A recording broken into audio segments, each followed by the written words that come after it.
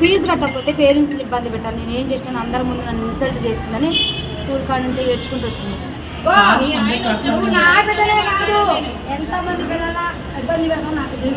ఇప్పుడు మరోసారి అంటే స్కూల్లో చదివేటటువంటి పిల్లలు ఎంత మానసిక ఒత్తిడికి గురవుతున్నారు అనేదానికి ఎగ్జాంపుల్ మళ్ళా ఇట్లాంటి కార్పొరేట్ స్కూళ్లకు సంబంధించిన వార్తనే ఇది. శ్రీ చైతన్య స్కూల్కి సంబంధించిన వార్త ఇది. శ్రీ చైతన్య స్కూల్లో ఫీజు కట్టలేదు అంటూ ఒక అమ్మాయిని వేధించడం. ఆమె ప్రస్తుతం 10వ తరగతి చదువుతోంది. ఫీజు కట్టమను ఇంతే. ఇంకా వాళ్ళ ఫ్రెండ్స్ కావచ్చు, క్లాస్ రూమ్లో కావచ్చు, అందరి ముందర ఫీజు కట్టలేదు, ఫీజు డ్యూ ఉంది అని అంటూ ఆమె డ్యూ ఎంత అని క్లాస్ రూమ్లోనే అనౌన్స్ చేయడం. ఆ తర్వాత ఆ ఫ్రెండ్స్ ముందట పాపం ఆమె చాలా అంటే చాలా ఎంబారసింగ్గా ఆర్ ఇన్సల్ట్గా ఫీల్ అయిపోయి ఇంకా లాభం లేదనుకుంది. ఈరోజు స్కూల్కి వెళ్ళినటువంటి అమ్మాయి ఏడ్చుకుంటూ మళ్ళీ ఇంటికి వచ్చేసి తలుపేసుకొని ఫ్యాన్కి ఉరేసుకొని చనిపోయే ప్రయత్నం చేయడం. ఇంట్లో అమ్మ ఉంది, తర్వాత పని మనిషి కూడా ఉంది. ఆ టైంలోనే ఏడ్చుకుంటూ స్కూల్ నుంచి వచ్చేసరికి ఒక రకంగా పేరెంట్స్కి ఫస్ట్ అసలు ఏమైంది ఏంటి అనేది ఒక ఆందోళన కావచ్చు, ఒక భయం స్టార్ట్ అవుతుంది. అట్లాంటిది ఆమె స్కూల్ నుంచి ఏడ్చుకుంటూ రావడం, అప్పుడే స్కూల్కి వెళ్ళింది, అప్పుడే ఏడ్చుకుంటూ ఎందుకు వచ్చింది అనేది అసలు వాళ్ళకి అర్థం కానటువంటి టైంలోనే ఆమె వెంటనే డోర్ పెట్టేసుకొని, బెడ్రూమ్ డోర్ పెట్టేసుకొని ఉరి వేసుకుంది. అంటే మీరు ఇమాజిన్ చేసుకోవచ్చు ఎంత భయంకరంగా పిల్లల మీద ఒత్తిడి ఉంది. రీజన్స్ ఏవైనా కావచ్చు, చదవలేకపోవడం వల్ల కావచ్చు, లేదంటే ఇట్లా ఫీజులు కట్టలేకపోవడం వల్ల కావచ్చు, లేదంటే ఉపాధ్యాయులు హెరాస్ చేసే విధానం కావచ్చు.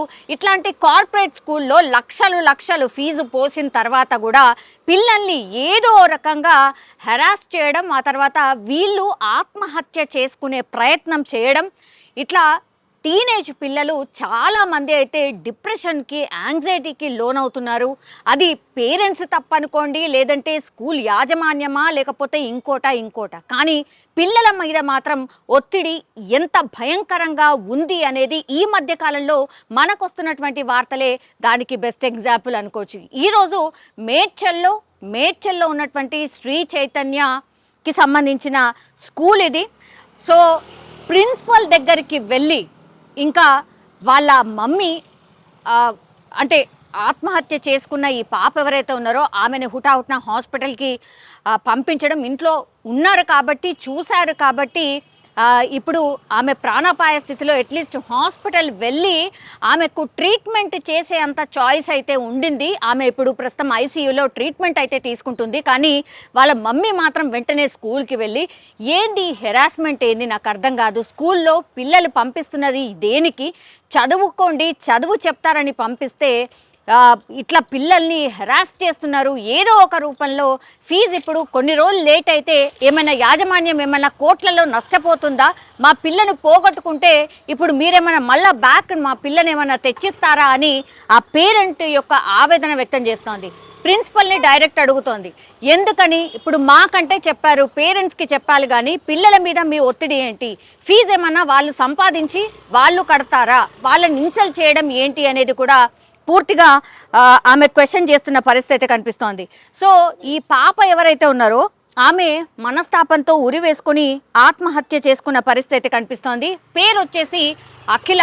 గతంలో కూడా వీళ్ళ అబ్బాయిని కూడా ఇదే స్కూల్లో చదివించారు కాబట్టి సేమ్ ఇట్లాంటి హెరాస్మెంటే మా అబ్బాయి కూడా ఫేస్ చేశాడు. ఆ తర్వాత ఆయన డిప్రెషన్లోకి వెళ్ళాడు. డిప్రెషన్లోకి వెళ్ళిన తర్వాత ఆయనకు మేము ట్రీట్మెంట్ చేయించాము. కార్పొరేట్ స్కూళ్ళల్లో చదివిపించి మేము ఏదో బాగుపడతారనో, చదువు బాగొస్తుందోనో మేము తీసుకెళ్ళి కార్పొరేట్ స్కూళ్ళల్లో వేస్తే అక్కడ జరుగుతుంది ఇది. హెరాస్మెంట్ చేస్తారు, ఉపాధ్యాయులు ఏదో ఒకటి అంటారు, లేదంటే ఫ్రెండ్స్ ముందట ఇట్లా ఇన్సల్ట్ చేస్తారు. ఇంకా ఏం చెయ్యాలి మాకు అర్థం కాని పరిస్థితి ఉంది. దయచేసి నాలాంటి పేరెంట్స్ ఎవరు కూడా ఇట్లాంటి స్కూళ్ళల్లో వేయకండి, చదువు కంటే ఎక్కువగా వీళ్ళకు టార్చరే ఉంటుంది అని వీళ్ళ మమ్మీ ఆవేదన వ్యక్తం చేస్తున్న పరిస్థితి కనిపిస్తోంది. ఇప్పుడు అఖిల ఈ అమ్మాయి చేసినటువంటి తప్పేంది? ఫీజు కట్టలేకపోవడం ఈ అమ్మాయి చేసినటువంటి తప్ప? సరే, కొన్ని కుటుంబాల్లో కొన్ని ఆర్థిక ఇబ్బందుల వల్ల కొంచెం అటు ఇటుగా అవుతాయి. వార్నింగ్ ఇవ్వండి. లేదు కొన్ని రోజుల పాటు ఆగి మేము కడతాము అని అంటే అలా ఒప్పుకోండి. నిజంగానే కార్పొరేట్ స్కూల్కి సంబంధించిన ఫీజు అసలు పొంతం లేకుండా ఉంటుంది, దోచుకోవడం తప్పించి ఇంకేమైనా ఉందా? ఇప్పుడు రాష్ట్ర సర్కార్లకు కూడా పెద్ద ఎత్తున పేరెంట్స్ డిమాండ్ చేస్తుంది కూడా అదే. ఏదో తూతూ మంత్రంగా జస్ట్ ఒక నివేదిక సమర్పించడం, ఆ తర్వాత కామ్ డౌన్ అయిపోవడం అంతే తప్పించి ఇట్లాంటి పోరాని ప్రాణాలు ఆర్ చాలామంది టీనేజర్స్కి సంబంధించిన పిల్లలు వాళ్ళు ప్రాణాలు కోల్పోతున్న పరిస్థితే కనిపిస్తోంది. మరి దీని మీద దృష్టి పెట్టాల్సింది ఎవరు? పేరెంట్స్ కూడా అదే అడుగుతున్నారు. రాష్ట్ర సర్కార్లు కొంచెం పట్టించుకోండి, మాలాంటి పేరెంట్స్ చాలామంది ఉన్నారు అనేటువంటిది వీళ్ళ మమ్మీ యొక్క ఆవేదన. ఇప్పుడు ఆ పాప ఇప్పుడు యశోద హాస్పిటల్లో అయితే ట్రీట్మెంట్ తీసుకుంటుంది, సీరియస్ కండిషన్లో ఉంది, ఐసీయూలో ట్రీట్మెంట్ తీసుకుంటుంది అని వాళ్ళ మమ్మీ చెప్తున్న పరిస్థితి. ఇప్పుడు పోరాని ప్రాణం ఒకవేళ పోతే ఏంది, ఎవరు ఆన్సరబుల్? వాళ్ళ పేరెంట్స్కి ఇప్పుడు వాళ్ళ మమ్మీ అడుగుతున్నటువంటి ప్రశ్నకి ఎవరు జవాబు చెప్తారు? స్కూల్ యాజమాన్యం ఏమన్నా చెప్తుందా? చెప్పే అసలు ఎక్కడుంటుంది? అందుకే ఈ ఇన్సిడెంట్లు జరిగినప్పుడల్లా ప్రజా సంఘాలు, విద్యార్థికి సంబంధించిన ప్రజా సంఘాలు ఏవైతే ఉంటాయో వాళ్ళు పెద్ద ఎత్తున ఆందోళన చేయడం అక్కడికే ఆగిపోతుంది తప్పించి ఏమైనా న్యాయం జరుగుతుందా ఆర్ ఏమైనా కదలిక వస్తుంది ఏమంటే ఏ కదలిక కూడా ఉండట్లేదు.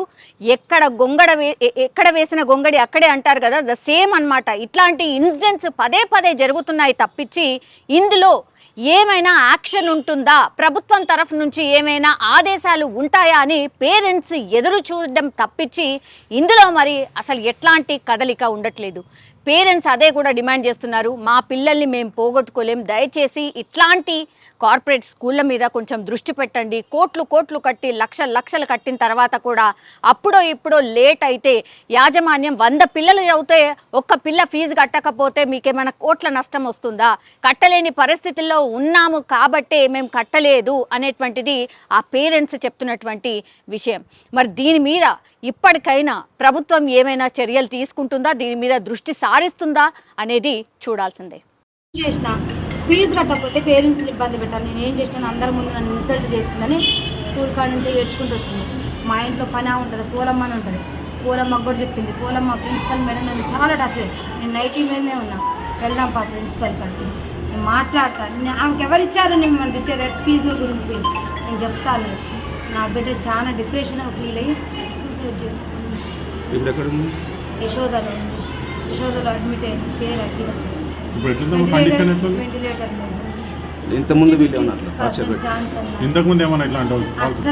నా బిడ్డ అంత అట్లాంటి ఆలోచన కూడా ఉండదు.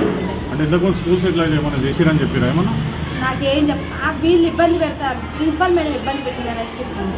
3 రోజుల నుంచి ఏడ్చింది, రోజు ఏడ్చింది. మేము అక్కడంటే కూడా మా ఫ్రెండ్స్ ముందు ప్రిన్సిపల్ మేడం నువ్వు తింటే మా ఫ్రెండ్స్ ముందు బరువు పోయినట్టు అనిపించింది, వద్దు నువ్వు పోమాకు మమ్మీ, నీ కోపం ఎక్కువ, నువ్వు పోమాకు. ఏ రోజు కూడా నా పిల్లలు 2 years నుంచి చదువుతున్నా, ఎప్పుడు కూడా ఒక మేడం ఒక మాట అనేదాన్ని కాదు, ఒకరిని ఒక మాట అనేదాన్ని కాదు.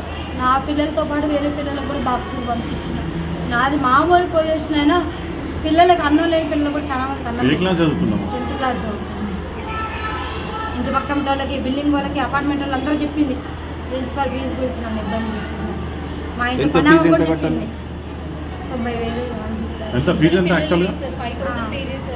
90,000 ఇవి కట్టాలన్నారు. లాస్ట్ ఇయర్ కొంచెం పెండింగ్ ఉంది, మొత్తం కలిసి మనకు 22,000 ఇచ్చిన.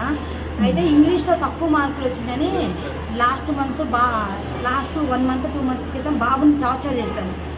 బాబు డిప్రెషన్లోకి వెళ్ళిపోయింది. వీళ్ళ వల్ల బాబుకి ఇప్పుడు దగ్గర 1 lakh వరకు ట్రీట్మెంట్ అయింది. నా దగ్గర అన్ని రిపోర్ట్స్ ఉన్నాయి, అన్ని ఫైల్స్ ఉన్నాయి. నేను బంజారా హిల్స్ సైకాలజిస్ట్ ఆశా హాస్పిటల్లో చూపిస్తున్నా, డాక్టర్ చైతన్య దగ్గర చూపిస్తున్నాను. ఓన్లీ బాబుకి 35 40 వచ్చిన ఇంగ్లీష్ మార్కులని ప్రిజర్వ్ చేశాను. బాబు 10th క్లాస్. అయితే వేల కట్టాల్సిన ఫీజు బాబు ట్రీట్మెంట్ అన్నారు. ఆల్రెడీ బాగా సార్ కూడా చెప్పిన, బాబుకి అబ్నార్మల్ ఉంది, బాబు కండిషన్ ట్రీట్మెంట్ నడుస్తుంది, బాబుకి హెల్త్ బాగాలేదు కానీ ఆ డబ్బులు అట్లా యూజ్ చేస్తున్నా. లోన్ పెట్టిన, లోన్ రాగానే ఒకేసారి ఎట్ ఏ టైం నేను ఎంత ఫీజు ఉంటే అంత క్లియర్ చేస్తాను కూడా మా సార్ చెప్పింది. బాబు కూడా బాగాలేదు, బాబు కూడా మన మధ్య ఇన్కమ్ పోయింది. స్కూల్ వల్ల టార్చర్, పిల్లల్ని ఏం ఫెయిల్ అయితే మనం రాసుకోకూడదు, ఇయర్ లాస్ అయితే నెక్స్ట్ ఇయర్ చదువుకోకూడదు. ఎందుకు పిల్లలు లేనప్పుడు చదువు ఎందుకు? ఇంకా పిల్లలు బతుకుండి పిల్లలు బాగుంటే కండి చదువు కావాలి. పిల్లలు సూసైడ్ చేసుకొని చచ్చిపోయినాక చదువులు ఏమి ఇస్తారు చదువులు అంటే మాలాంటి వాళ్ళకి కడుపు కోత మిగల్చడానికి ఇలాంటి పెద్ద పెద్ద స్కూళ్ళు పెట్టేది ఇలాంటి పెద్ద పెద్ద స్కూళ్ళు పెట్టేది మాలాంటి పేదోళ్ళ కోసం. ఇప్పుడు మేము ఎక్కడో నుంచి బతకడానికి వచ్చినాం, మేము తెలుగు మీడియం చదువుకున్నాం, సరైన జాబులు రాలేదనే కదా పెద్ద పెద్ద స్కూల్లో వేస్తే ఇంగ్లీష్ మీడియం చదువుకొని ఫారెన్ కంట్రీస్ అటు ఇటు పోతారు, మంచిగా మా పిల్లలు సెటిల్ అవుతారనే వేసాక మా పిల్లల్నే భూముల మీద నుంచి లేకుండా చేస్తే మీరెందుకమ్మా ఇలాంటి స్కూళ్ళు పెట్టుకొని ఏం చేస్తారు? కొంతమంది పిల్లల్లో ఒక పాప స్కూల్ ఫీజు కట్టకపోతే మీ మేనేజ్మెంట్కి ఏమైనా కోట్లు నష్టం వస్తుందా? కరోనాలో పేరెంట్స్ చచ్చిపోతున్నారు కదా, దత్త తీసుకొని చదివించిన స్కూల్స్ లేవా? ఒక పేరెంట్ ఒక పిల్ల 100 మంది పిల్లలు ఒక పిల్ల కట్టకపోతే మీకు కోట్లు నష్టం వచ్చిందా? కోట్లు నష్టం వచ్చిందా? ఏం నష్టం వచ్చింది? మేనేజ్మెంట్కి ఎక్కడ నష్టం వచ్చింది? శ్రీ చైతన్య వీటి పేరుతో పిల్లల్ని చంపుతున్నారు. ఇంకో నాలాంటి తల్లిదండ్రులు మాత్రం ఇలాంటి స్కూళ్ళల్లో ఏమాకండి పిల్లగాళ్ళు, ఇలాంటి స్కూళ్ళల్లో వేసి మీ పిల్లగాళ్ళని చంపుకోరు. వీళ్ళు ఎంత టార్చర్ పెడతారో తెలుసు. రైటింగ్ తప్పితే చదువుకోలేదు. రైటింగ్ రైటింగ్ రైటింగ్ రైటింగ్ ఏం రాస్తారు పిల్లలు? చదవాలి. రైటింగ్ అంటే నువ్వు పేరాలనే రాస్తారు. పేరాలు చదువుకోకుండా పేరాలు రాస్తే వస్తుంది, పాస్ అయిపోతారు.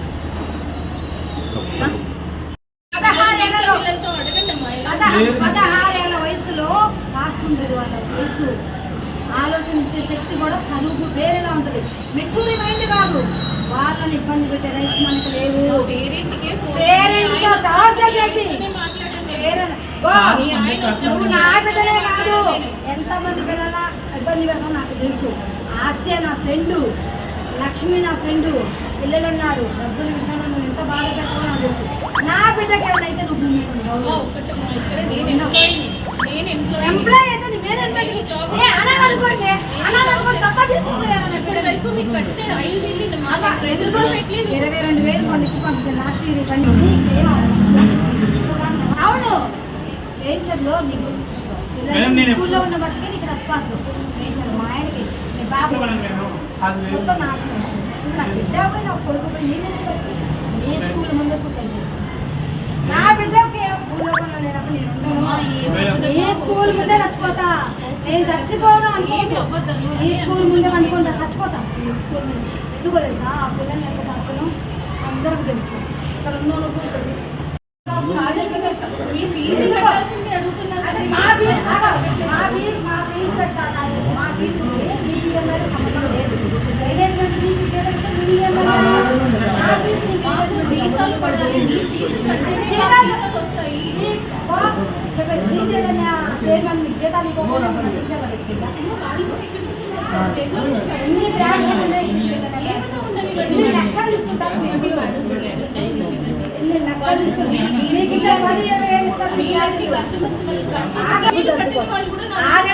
ఖరాబ్ చేస్తారు. అది ట్రీట్మెంట్ కట్టాల్సిన డబ్బులు పడిపోవాలి.